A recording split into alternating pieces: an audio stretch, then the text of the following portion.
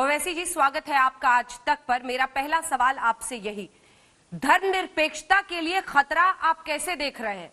प्रधानमंत्री, अगर इतने लंबे वक्त तक एक फैसला रुका हुआ था, राम मंदिर का निर्माण हो रहा है और खुद सुप्रीम कोर्ट ने सेंटर की भूमिका देखी थी ट्रस्ट बनाने में, फिर प्रधानमंत्री का जाना सेक्युलर इंडिया के खिलाफ कैसे? सबसे पहले तो मैं आपको ये बताना चाहूँगा कि आपने इंट्रोडक्शन में कांग्रेस के जो लोकसभा में लीडर का जिक्र किया, एनसीपी के शरद पवार साहब का जिक्र किया और महाराष्ट्र सीएम का जिक्र किया जो शिवसेना से ताल्लुक है। मेरा मानना यह है कि तीनों पार्टियां, शरद पवार साहब तो उस वक्त कांग्रेस में ही थे, ये तीनों पार्टियां बाबरी मस्जिद की शहादत में बराबर की मुलविस हैं। बल्कि जब पूरे देश से अगर मिट्टी जा रही है तो मैं तो ट्रस्ट के लोगों से कहूंगा कि भैया जरा कांग्रेस के हर पॉलिटिकल ऑफिस से भी मट्टी मंगा लीजिए, क्योंकि इन्होंने भी बड़ा रोल अदा किया बाबरी मस्जिद की डिमोलिशन में। और अब आपका जो अहम सवाल है, देखिए मैडम, आप जानते हैं कि 1966 से पहले राम जन्मभूमि का कोई मसला नहीं था।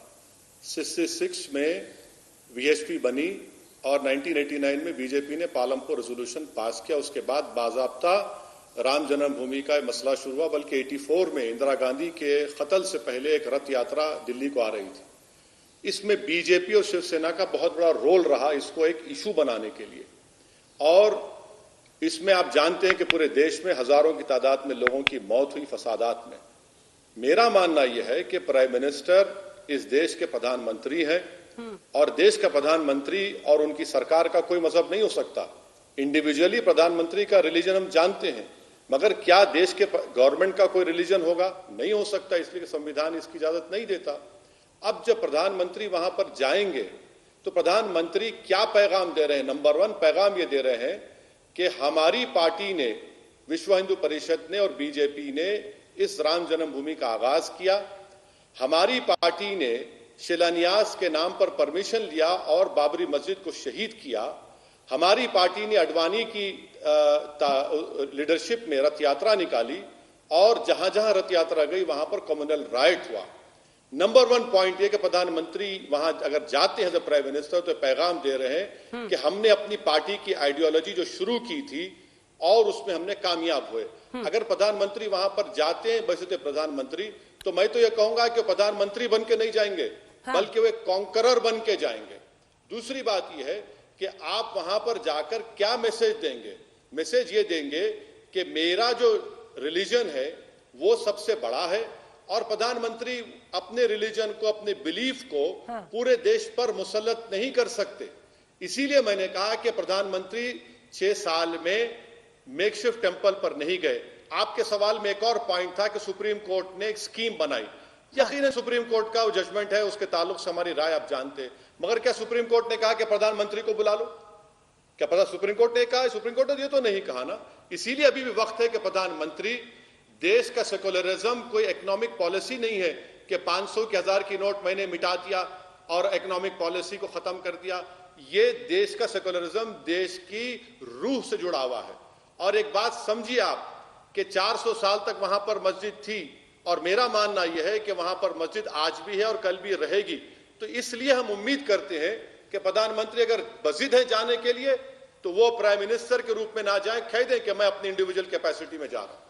लेकिन जो आप खुद नहीं करते उसकी उम्मीद आप दूसरे लोगों से क्यों करते हैं? मेरे सवाल को गौर से सुनिएगा। आप कहते हैं कि प्रधानमंत्री अगर जाएंगे तो सेक्युलरिज्म की रूह के खिलाफ होगा, तो आप कौन सा सेक्युलरिज्म की रूह को कायम करते हैं? जब आप खुलकर मस्जिद के पक्ष में बोलते हैं तो क्या आप भी वही नहीं करते? क्या आप जब खुलकर मस्जिद के बारे में बोलते हैं और कहते हैं वही मस्जिद थी, है, रहेगी, मैं अपनी आने वाली पीढ़ियों को बताऊंगा कि 400 साल तक यहां पर बाबरी मस्जिद थी, तो क्या आप उस रूह के खिलाफ नहीं बोलते हैं ओवैसी साहब? नहीं, मैं जो कह रहा हूं वो तो हकीकत है ना। वो तो सुप्रीम कोर्ट ने भी कहा कि destruction of Babri Masjid is national Shem.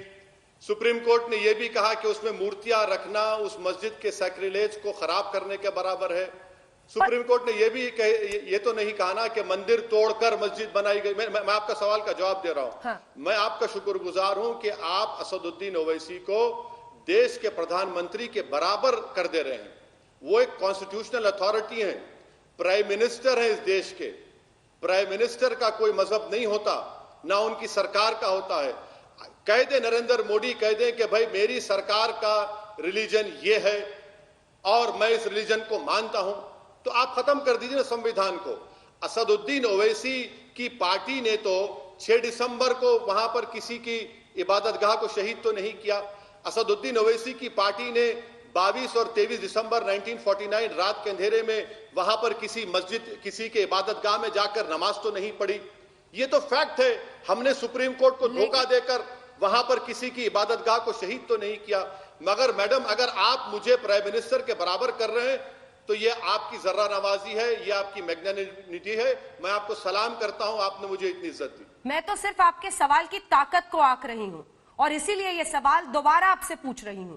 नैतिकता का तकाजा कहता है असदुद्दीन ओवैसी जी कि सवाल वो पूछे जो खुद उसको मानता हो। जब आप अपनी आस्था को सरेराह इस तरह से प्रशस्त तरीके से रख सकते हैं, कह सकते हैं कि मैं अपनी आने वाली पीढ़ियों को कहूंगा कि वहां पर बाबरी मस्जिद ही थी, है और रहेगी, तो फिर ऐसे में आप नैतिकता के उस तकाजे पर कहां खड़े दिखाई देते हैं जब आप दूसरों से सवाल पूछते हैं कि ये तो मंदिर मंदिर करते रहते हैं।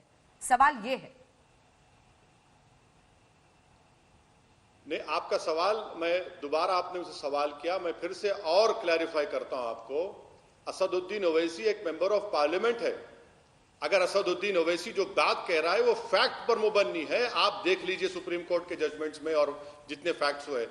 प्राइम मिनिस्टर ऑफ इंडिया तो नरेंद्र मोदी है। अगर कहीं गलती से असदुद्दीन ओवैसी कभी प्राइम मिनिस्टर नहीं बनेगा, ना मेरी उम्मीद है, ना मेरा ख्वाब है, मगर प्राइम मिनिस्टर का आप तकाबुल कर रहे हैं एक मेंबर ऑफ पार्लियामेंट से, यह बहुत गलत है। इसलिए कि मैं देश का प्राइम मिनिस्टर नहीं हूं। देश का प्राइम मिनिस्टर देश के तमाम हिंदू, मुसलमान, सिख, ईसाई, आदिवासी, दलित और जो मजहब को नहीं मानते उनका प्राइम मिनिस्टर है। वो मेरे भी प्राइम मिनिस्टर हैं।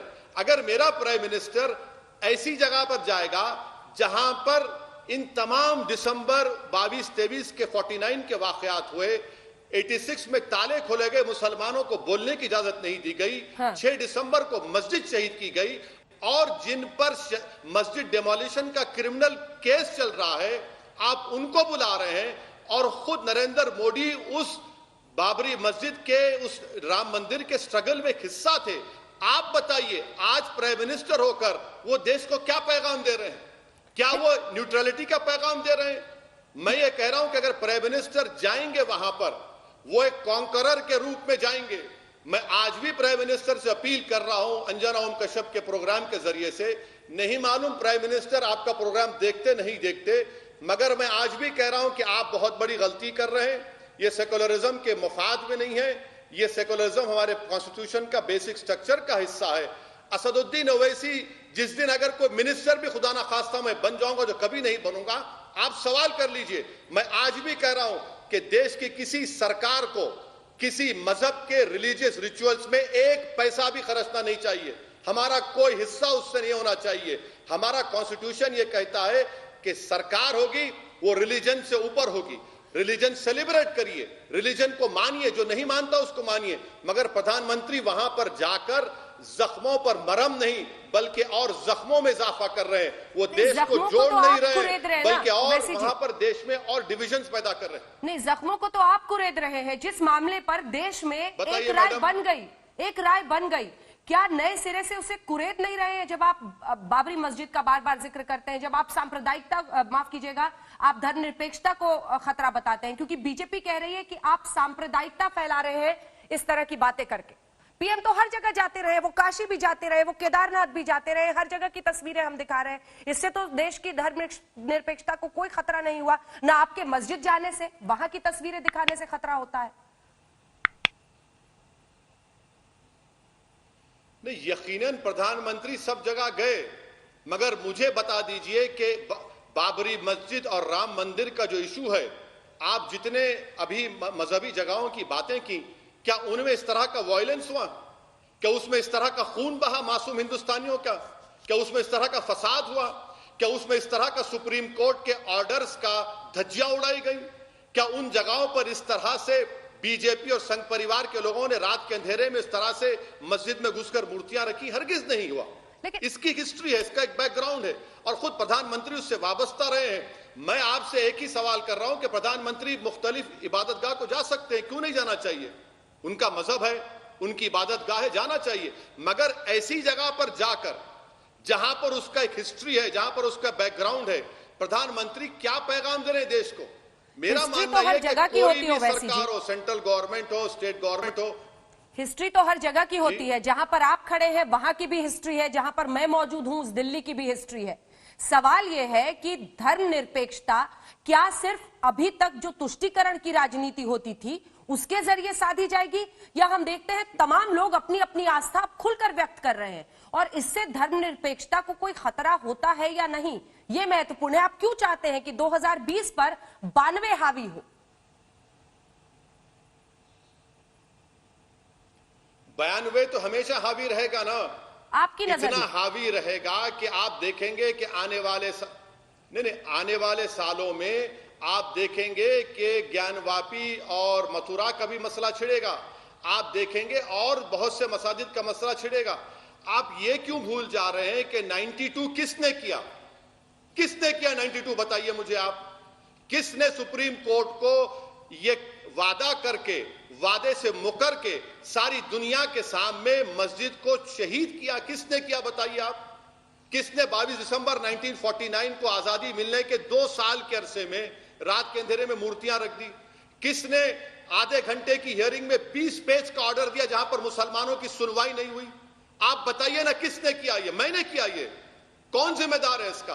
देश किससे चलेगा? सर्वोच्च अदालत के फैसलों से को प्रधानमंत्री और दे रहे हैं। देश किससे चलेगा? सर्वोच्च अदालत के फैसलों से या ओवैसी जी की अदालत से? देश तो सर्वोच्च अदालत से चलेगा। ये सर्वोच्च अदालत को सामने रखना था कि किस कौन कसूरवार है। ये सर्वोच्च अदालत ने कहा कि ये जगह मंदिर के लिए दे दी जाए 2.77 एकड़, 5 एकड़ जमीन केंद्र और राज्य सरकार जो है वो कहीं और दे मुसलमानों को। ये देश की सर्वोच्च अदालत ने कहा कि 1992 में जो हुआ वो एक आपराधिक घटना थी। ये सब सर्वोच्च अदालत कर रहा। अब देश तो सर्वोच्च अदालत के फैसलों से ही चलेगा ना ओवैसी जी। देखिए, देश की सुप्रीम कोर्ट का फैसला आ गया, वो हमारी आखिरी कोर्ट ऑफ अपील है और मेरा मानना यह है कि वो फैसला सही फैसला नहीं था। मैं सुप्रीम कोर्ट की इज्जत करता हूं। जस्टिस जे एस वर्मा ने सही कहा था सुप्रीम कोर्ट के बारे में कि सुप्रीम कोर्ट सुप्रीम है बट इनफेलेबल नहीं है। यही सुप्रीम कोर्ट ने एडीएम जबलपुर को 40 साल पहले सही कहा था, फिर यही सुप्रीम कोर्ट ने उसको गलत कहा। मैं आपसे ये कह रहा हूं कि ये गलत हो रहा है। क्या सुप्रीम कोर्ट फैसला आने के बाद भी प्रधानमंत्री क्या ये नहीं जानते कि बाबरी मस्जिद में पालनपुर का रेजोल्यूशन बीजेपी ने पास किया?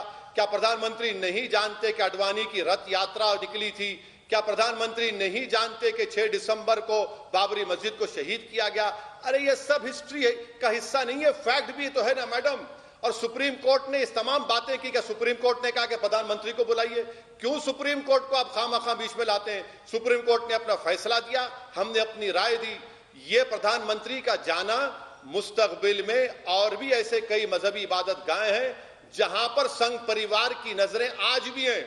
इसीलिए बार बार उनका नारा यही था कि बाबरी एक झांकी है और भी कई बाकी है। ये होगा। सुप्रीम कोर्ट में अभी एक अर्जी दाखिल हो चुकी है, सुप्रीम कोर्ट ने उसका भी नोटिस नहीं लिया। वो कहते हैं कि 1991 religious place of worship act को खत्म किया जाए। ये क्यों हो रहा है? फिर यही तो हम कह रहे हैं कि इससे देश को जोड़ने की बात नहीं कर रहे प्रधानमंत्री।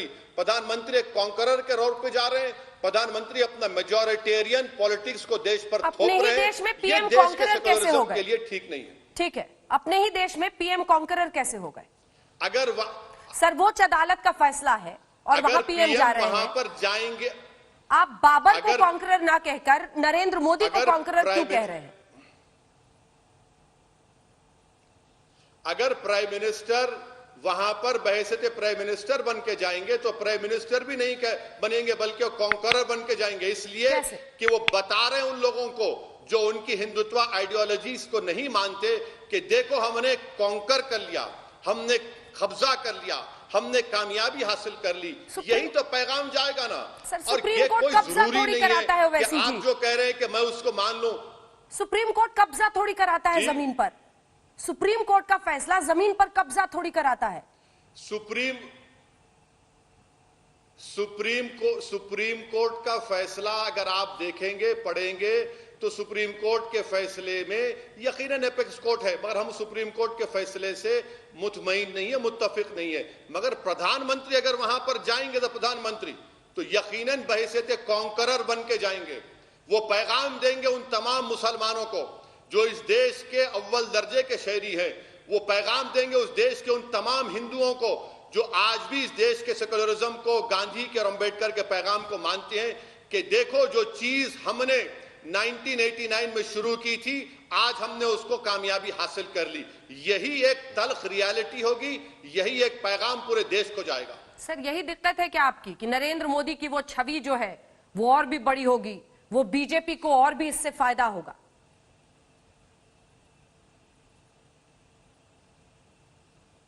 नहीं, मेरी परेशानी संविधान है मैडम, मैं संविधान को बचाना चाह रहा हूं। मेरी परेशानी संविधान से, जिस तरीके से देश चल रहा है ना, तो संविधान की धज्जियां उड़ाई जा रही हैं। 92 में जो हुआ वो तमाम ने देखा, रूल ऑफ लॉ कमजोर हो गया, क्या क्या चीजें नहीं हुई हैं। इसीलिए मुझे संविधान की फिक्र है, मुझे संविधान की हिफाजत करना है।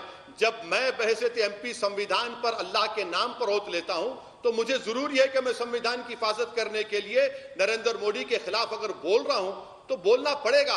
अगर कोई नहीं बोलता है तो वो उनका जमीर उनको अगर गवारा करता है तो वो जाने, मगर मेरा जमीर मुझको गवारा नहीं करता कि मैं खामोश बैठा रहूं कि संविधान की धज्जियां उड़ाई जा रही हैं। इसीलिए मैं आवाज बुलंद कर रहा हूं और मुझे यकीन है कि देश का एक बहुत बड़ा हिस्सा मेरी आवाज को तायीद करेगा। वो सामने आकर नहीं कहेगा, मगर दिल ही दिल में वो जानते हैं कि जो असदुद्दीन ओवैसी कह रहा है वो सच कह रहा है। सर आपने वैसे इंटरव्यू के लिए टाइम दिया था हमें, लेकिन अगर आपकी इजाजत हो तो सांसद हैं सुधांशु त्रिवेदी जी, वो हमारे साथ जुड़ रहे हैं और आपकी बात का जवाब देना चाहते हैं। उनकी एक बात का आप जवाब दे दीजिएगा। फिर मैडम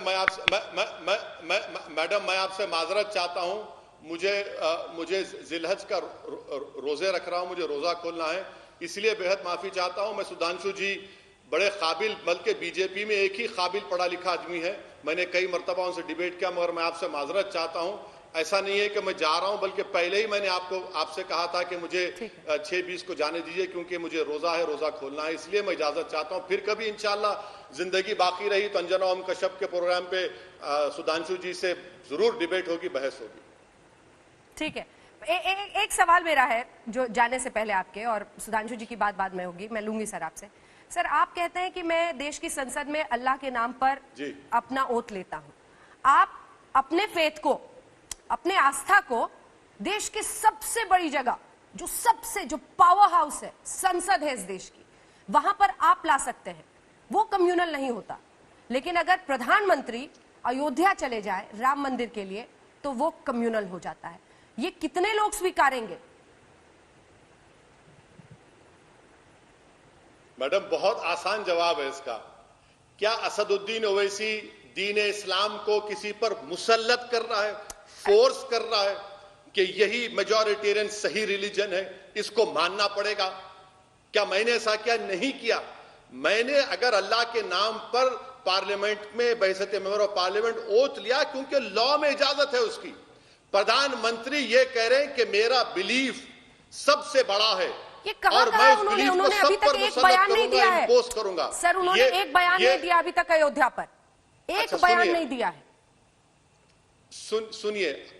सुनिए, मैं आपकी मेमोरी को ताजा कर देता हूं। 2014 में मैं पार्लियामेंट में बैठा था, प्रधानमंत्री बहैसियत प्रधानमंत्री पहली स्पीच देते हैं और देश की सबसे बड़ी पंचायत में खड़े होकर कहते हैं कि 1200 साल की गुलामी के बाद हमको सत्ता मिली है। बताइए मैं क्या सोचूं? मुझे तो मालूम है कि 200 साल के अंग्रेजों की गुलामी थी, 1200 साल की गुलामी के बाद सत्ता मिली। वो देश का प्रधानमंत्री जो अंबेडकर के संविधान पर ओथ लेकर आता है, ये जुमला का। अब आप बताइए प्रधानमंत्री क्या कर रहे थे? प्रधानमंत्री कोई मिठाई बांट रहे थे? प्रधानमंत्री सरेआम कह रहे थे कि अब यहां से हम अपनी हिंदुत्व की आइडियोलॉजी को सबसे बड़ा समझते हैं और इसको इंपोज करेंगे सब पर। ये एक मिसाल दे रहा हूं आपसे। मैडम मुझे इजाजत दीजिए। एक सवाल नहीं सर, मैं इजाजत दे रही हूँ। एक सवाल आपके सवाल से आ गया है। आप मुगलों को आक्रांता नहीं मानते, आप नहीं मानते कि वो इन्वेडर्स थे, उन्होंने हिंदुस्तान में जो कुछ किया वो लूटपाट से लेकर हर चीज, ऐसा नहीं है। ये इतिहास है कि कई उनमें से ऐसे मुगल राजा थे जिन्होंने यहाँ के लोगों को स्वीकारा, लेकिन ऐसा भी इतिहास है कि उनमें से कई आक्रांता थे, उन्होंने मंदिरों को तोड़ा, उन्होंने लोगों के साथ बुरा व्यवहार किया। उस इतिहास पर आप आंख मूंद लेना चाहते हैं ओवैसी जी?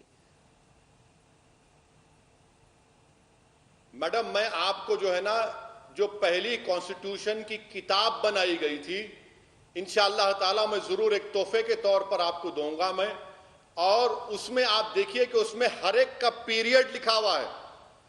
जो संविधान बनाने वाले थे, जो हमारे और आपसे ज्यादा अक्लमंद थे, होशियार थे, वो लिखते हैं। और तकलीफ फिर किसकी होती है? यकीनन हर किंगडम में अच्छे और बुरे लोग थे और रहेंगे। मैं आपसे कह रहा हूं कि अगर आप बुद्धिस्ट की किताब पढ़ेंगे तो बुद्धिस्ट लिखते हैं, बड़े बड़े हिस्टोरियन के, उनके बौद्ध के मंदिरों को तोड़ा गया, उनकी इबादत गाहों कौन तोड़े? जैन की इमारतों को तोड़ा गया। मैडम, मेरी आपसे एक ही गुजारिश है कि जो लोग इस तरह का सवाल आपके जरिए से मुझसे कर रहे हैं, भाई साहब, 1947 में देश को आजादी मिली। इस देश की आजादी में सबने हिस्सा लिया और हमने अपने आप को एक संविधान दिया जिसको बाबा साहिब अंबेडकर ने बनाया।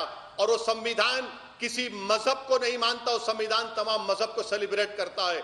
अगर तारीख में आप जाना चाहेंगे तो यकीनन सबने बुरा किया। अब तो ताजमहल को मंदिर कह रहे हैं।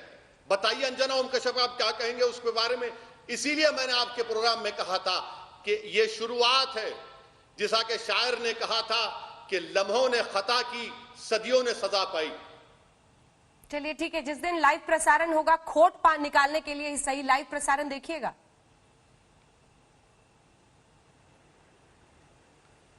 अब मैडम, हम तो एक तकलीफ के साथ देखेंगे कि उस जगह पर हमारी 400 साल तक मस्जिद थी, वहां पर खबरस्तान भी था। खबरस्तान के ऊपर आप ये काम कर रहे हैं, ये रिकॉर्ड में है, सुप्रीम कोर्ट के जजमेंट में देख लीजिए। मगर मैं आपसे वादा कर रहा हूं, देश से वादा कर रहा हूं कि जब तक ओवैसी जिंदा रहेगा, ये बोलता रहेगा कि वंस अ मस्जिद ऑलवेज अ मस्जिद, बाबरी मस्जिद मस्जिद थी और मस्जिद रहेगी। और बीजेपी और संघ परिवार ने 1992 में बाबरी मस्जिद को शहीद किया। अगर मस्जिद शहीद नहीं होती तो क्या 5 अगस्त का फंक्शन होता? ये हम कहते रहेंगे, ये हमारा जमहूरियत है। आपका बहुत बहुत शुक्रिया।